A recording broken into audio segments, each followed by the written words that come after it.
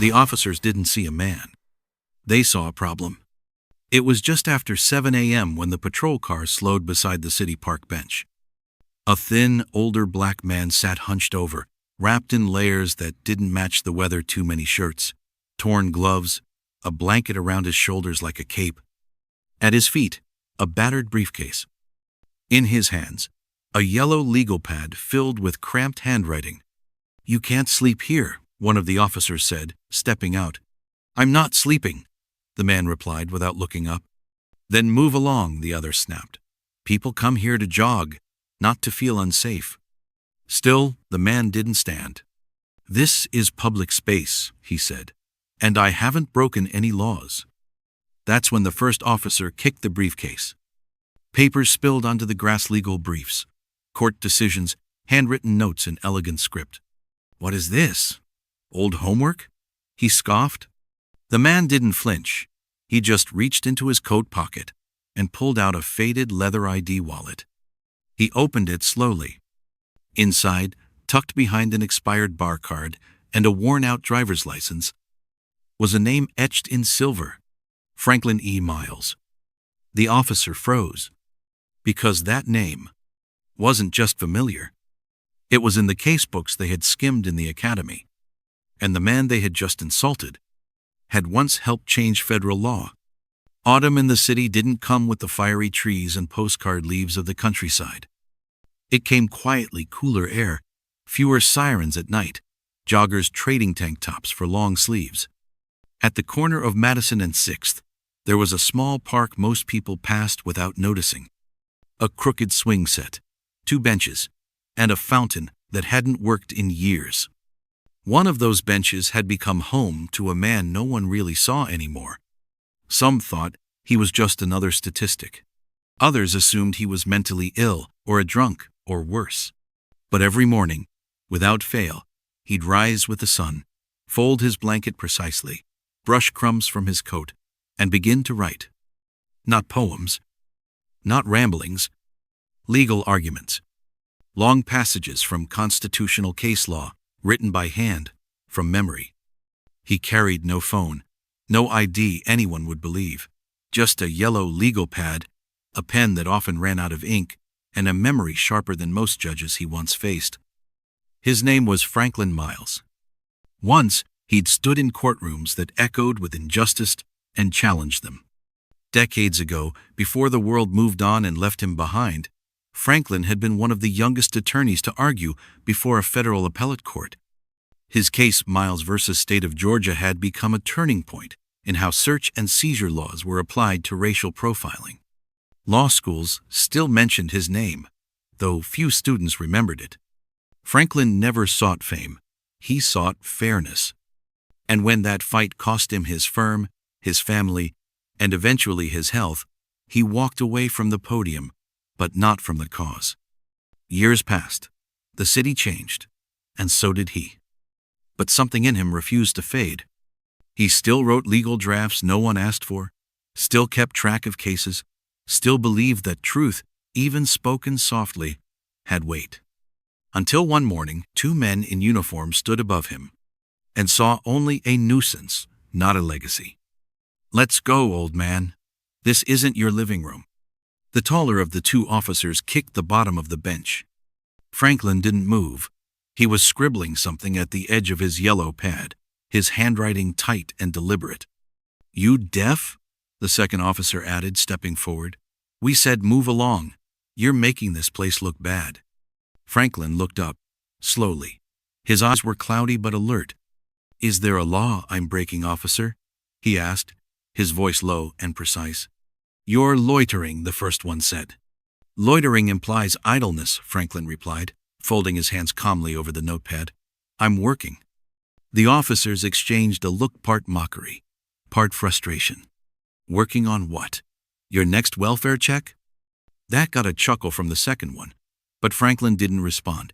He just stared back. "You know what?" the taller officer said, stepping closer. "I think it's time we check that bag. Could be drugs, could be stolen stuff. You people always carry something." "You people," Franklin repeated. "Yeah. Vagrants? Troublemakers?" Parasites? Franklin shifted slightly. And what would a parasite be doing with a full citation index of constitutional case law in his briefcase?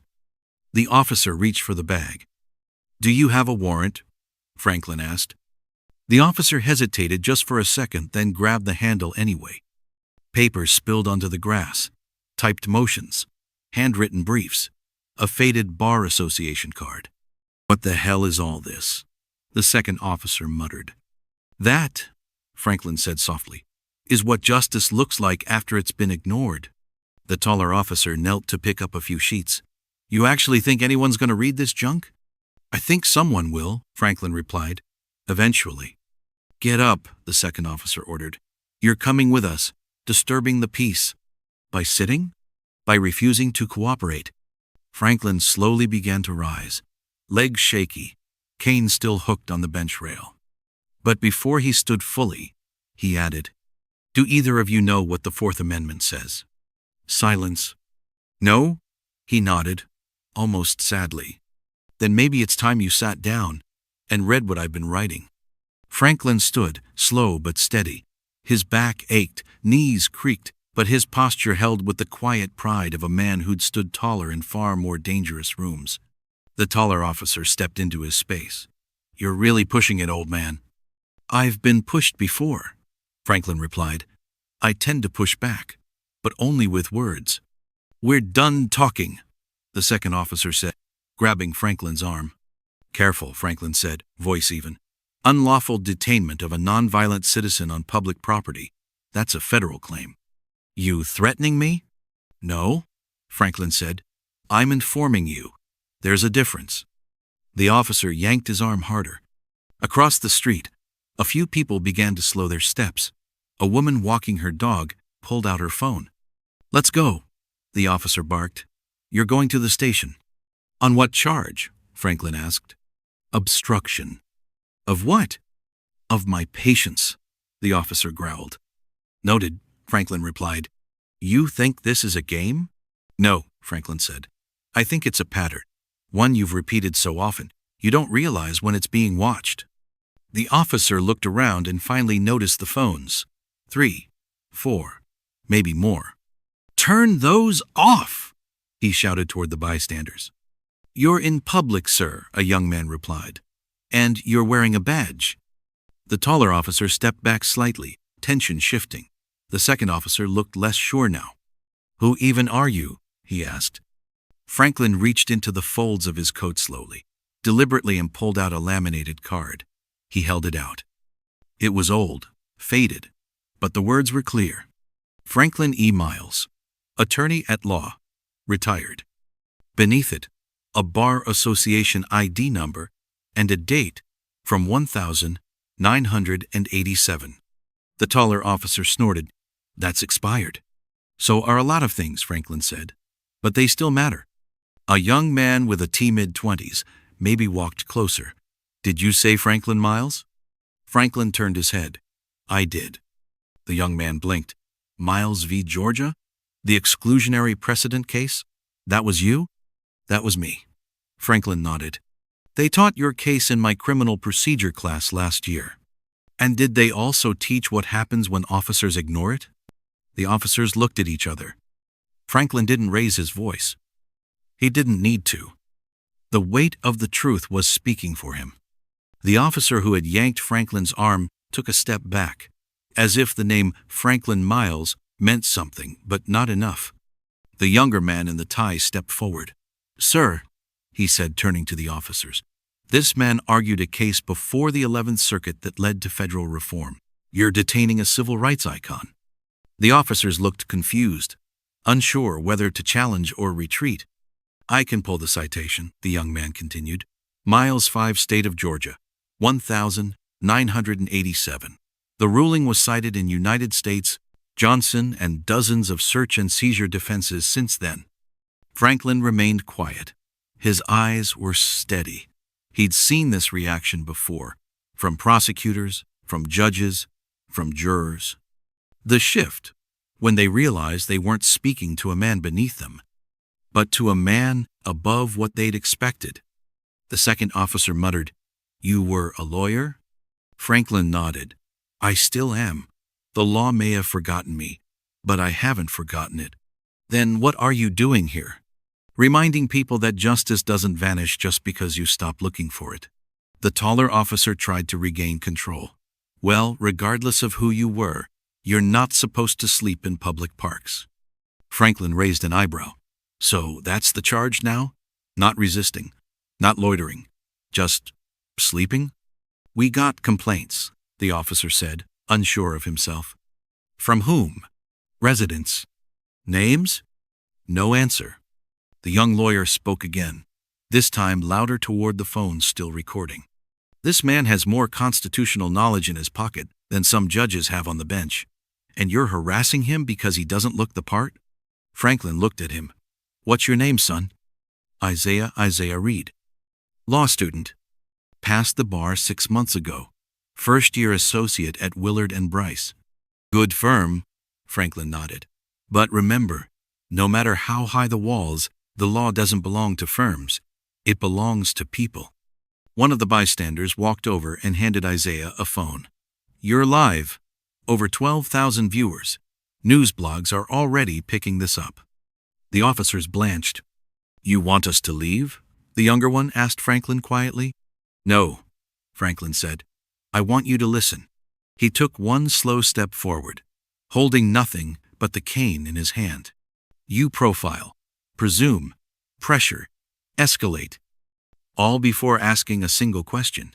And you think if no one's filming, no one will care. He gestured to the phone. But someone is always watching now. And sometimes, the people you think have no voice turn out to be the reason your job exists at all. The taller officer opened his mouth, then closed it. Franklin looked at Isaiah. You still remember how to file a misconduct report? Yes, sir. Don't do it. Isaiah blinked. Sir?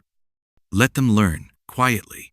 The lesson always lasts longer when the world's not shouting. The officer said nothing. One turned away. The other picked up the spilled papers with trembling hands. Franklin simply sat back down. And for a moment, the city paused.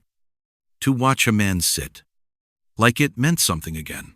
The taller officer badge reading R. McConnell no longer looked like the man who barked orders minutes earlier. His shoulders weren't squared. His stance wasn't confident. He was fidgeting now, unsure what to say. He glanced at Franklin, then at the growing circle of bystanders. I didn't know who you were, he muttered. Franklin tilted his head. Would it have mattered? McConnell didn't answer. What if I was just an old man with no credentials? Just cold, just tired. Would I still deserve this? Silence. The younger officer stepped forward, face flushed, hands twitching. We didn't mean any harm. But harm doesn't wait for intent, Franklin replied gently. It lands anyway. Isaiah stood behind them now, arms folded, watching, measuring. The taller officer bent down, gathering the last of the scattered papers. He stacked them carefully, then extended the bundle toward Franklin with both hands. Here, I'm sorry. Franklin looked at the papers, then back at the man. He accepted them not with resentment, but with the gravity of someone used to being handed broken things. Your apology means little to me, he said softly. But maybe it'll mean something to the next person you stop. McConnell nodded, just once, then stepped back and stayed quiet. The next morning, the bench was empty. No blanket, no yellow notepad, no trace of the man who had sat there every day for years. But in his place, someone had tied a laminated page to the armrest. It wasn't a quote or a protest sign. It was a copy of the Fourth Amendment typed, double-spaced, with a note in red ink at the bottom. You can forget my name. Just remember what I stood for. A few days later, a plaque was quietly installed by the Parks Department. It didn't mention Franklin Miles by name, but it read, dedicated to those who defended the Constitution, even when no one was listening. Isaiah walked by that bench every morning now. He no longer had to Google Miles versus Georgia. He carried it with Heman, his case notes, his voice, and the way he questioned every assumption in the courtroom.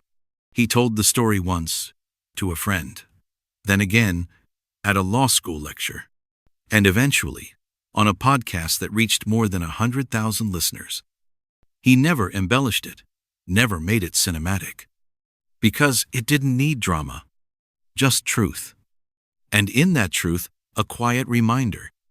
Sometimes the people we pass by are the very ones who once taught the system how to be fair and are still waiting to see if we remember.